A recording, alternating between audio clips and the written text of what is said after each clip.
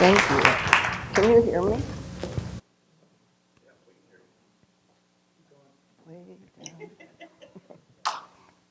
For those of you who don't know me, I am Lisa Oxenhandler, and I am now.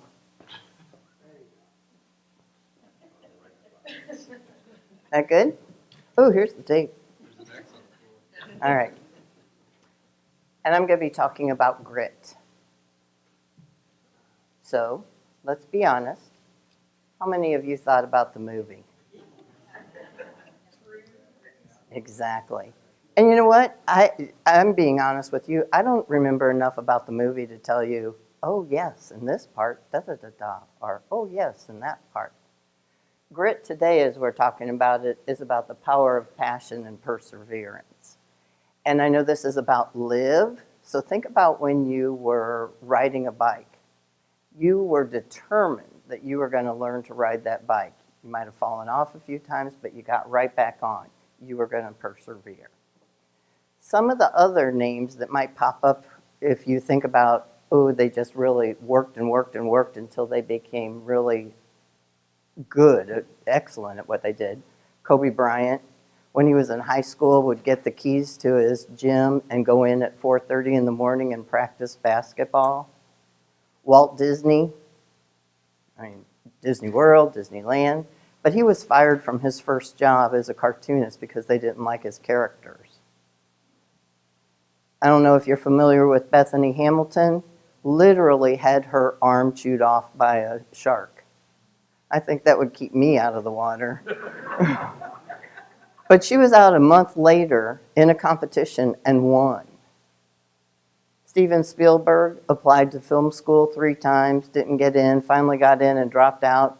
And we all know, we can probably all name several movies that he's done. Harry Potter, anybody a Harry Potter fan other than me? Her last book, she was denied by publisher. Her last book had to be locked up and under guard so that nobody would steal it and leak the result.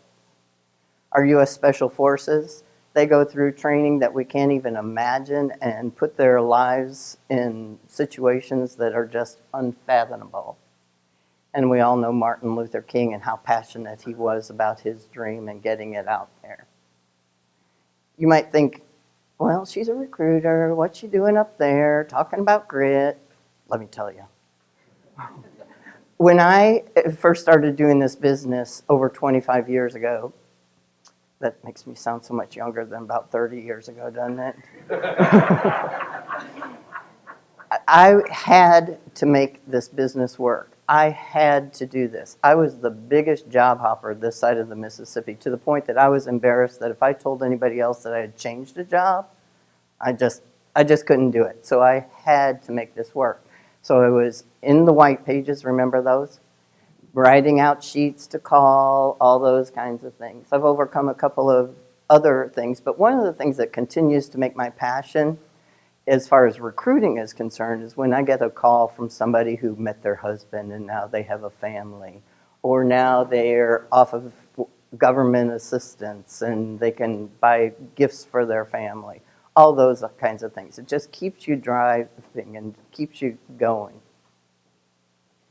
Grit is the difference between failure and success. Grit is what keeps us fail, get back up, fail, keep going until we are successful.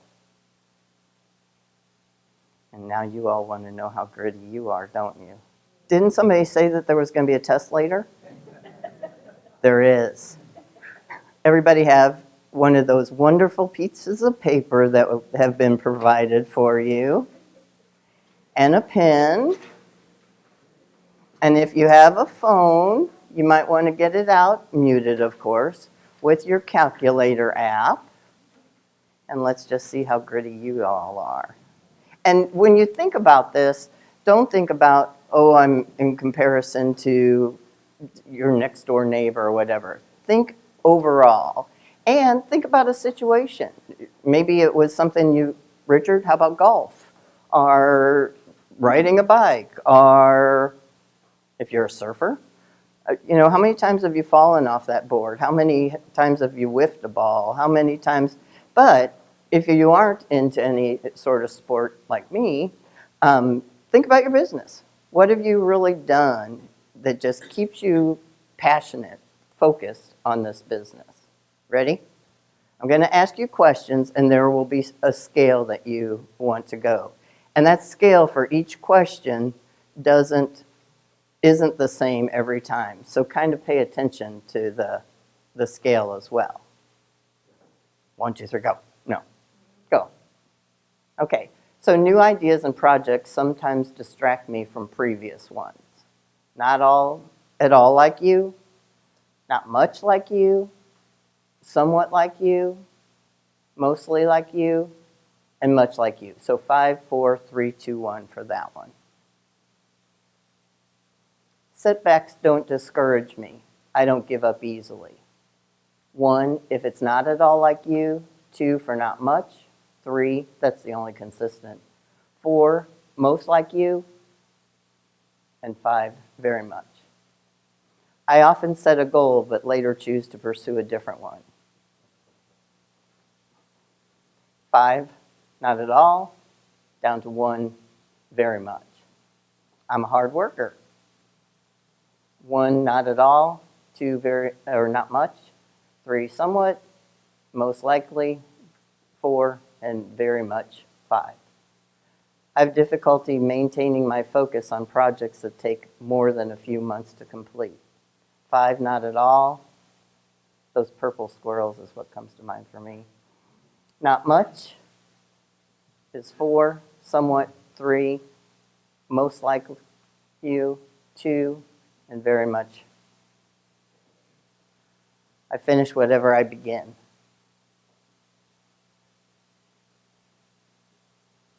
My interests change from year to year. I'm diligent. I never give up.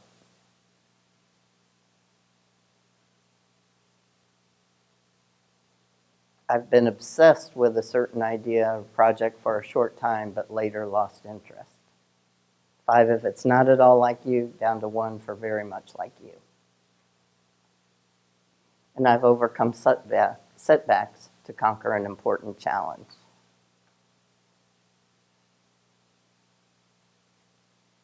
Everybody get them all? Okay, so add up your scores. Go back 1. 10.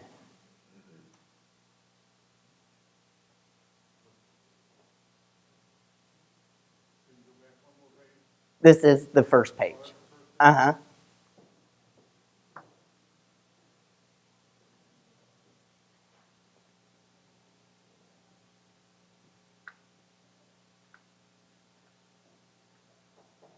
And while you all are adding up, I would just want to say, along with Will, as far as paying it forward, I'm not picky. I don't have to go to Olive Garden. So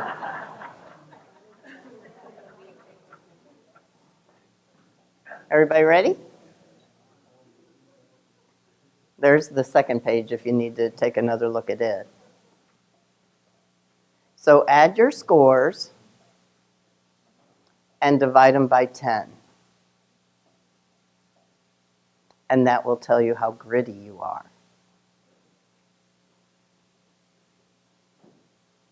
Anybody get a 5? Will you stand up? 4. I really want you to stand up. 3.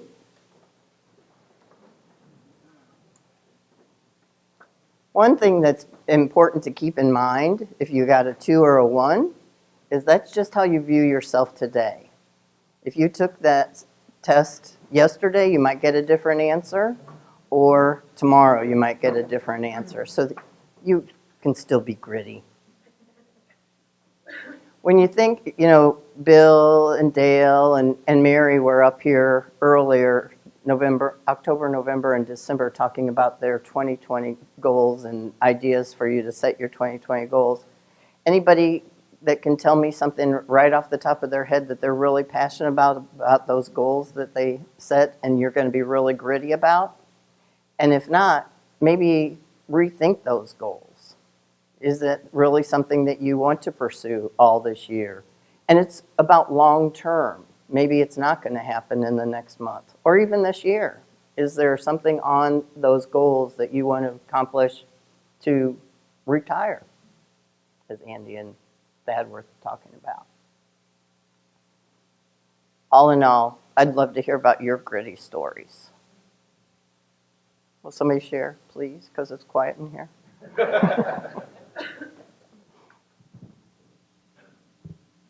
Anybody having questions?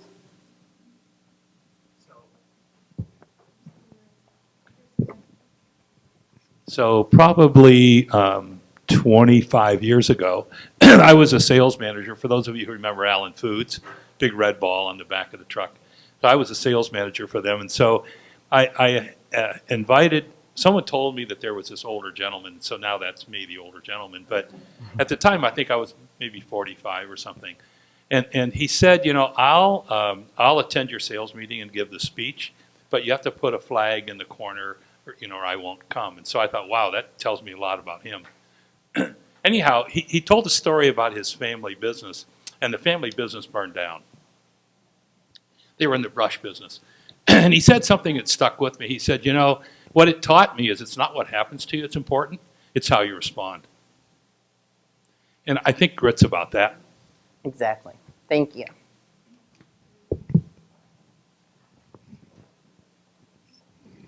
What I notice in my life about grit is it tends to show up when I'm growing myself or coming out of an area of being too complacent or getting comfortable, per se. And grit teaches me to change my thought pattern and change my focus and my perception on things in ways I would have never done in that complacency. One of the biggest moments in my life was healing from back surgeries and a grand mal seizure. And while I thought things looked a certain way, I kept getting feedback in my life to focus on different things and tell a new story and create a new focus. And after 3 back surgeries, they don't tell you a pretty picture. They paint a picture for you that looks like hell warmed over.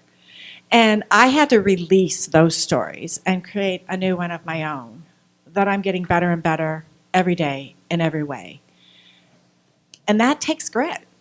That takes focus and perseverance. And grit's important in all of our growth. And if you're not able to get the grit, create a challenge. Create a focus in your life. For me, I love challenging myself because it puts me in that mode of grit and lets me experience it. And how you're doing one thing is how you're doing everything.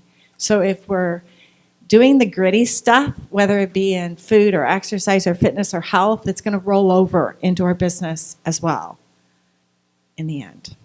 Thank you. Thank you. It's interesting that you mentioned that. I do a thing, I've rebooted something that I call Friends and Family, and I'm doing it every other month where I have people come over, and it's usually potluck and that kind of stuff. And I know, Dale, I'm going to cut this short.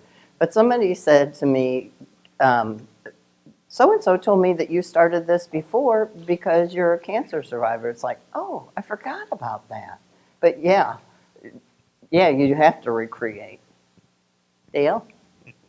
Yeah, one of the things that your presentation triggered is that grit is often an indicator of desire.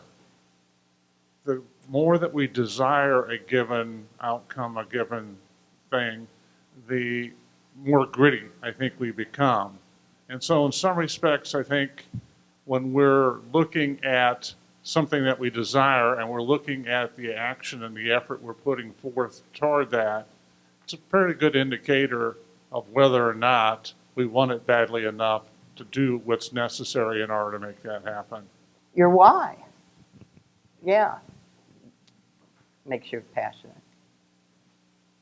Bill? Yes, I sometimes tend to think of it in terms of the power of intention. And so nobody knows how powerful intention is. There's no definition. Nobody knows this. And people learn what it is, people understand what it is by doing it, by focusing, by intending a result. And so when I think of grit, just in my own mind, I think of it in terms of the exploring the power that that your intentionality can manifest. Thank you.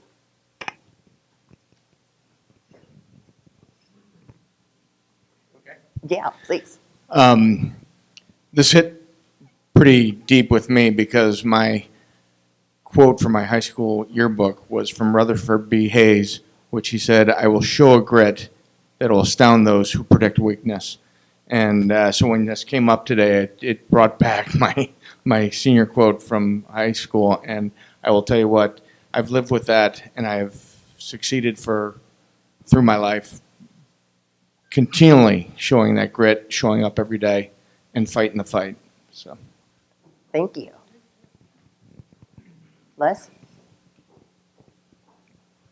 Seems like presidents are the theme here. I have a quote that I actually have framed in my office from Calvin Coolidge, one of our great presidents that nobody remembers. And it's just pretty astonishing what it's done for me. The word persistence is sort of the equivalent for grit. And he says, nothing in this world can take the place of persistence. Talent will not. Nothing is more common than unsuccessful men with talent. Genius will not. Unrewarded genius is almost a proverb. Education will not. The world is full of educated derelicts. Persistence and determination alone are omnipotent. Thank you. That's what Angela Duckworth wrote this book. And it's the passion for perseverance. So that's it. Exactly. Thank you. Anybody else?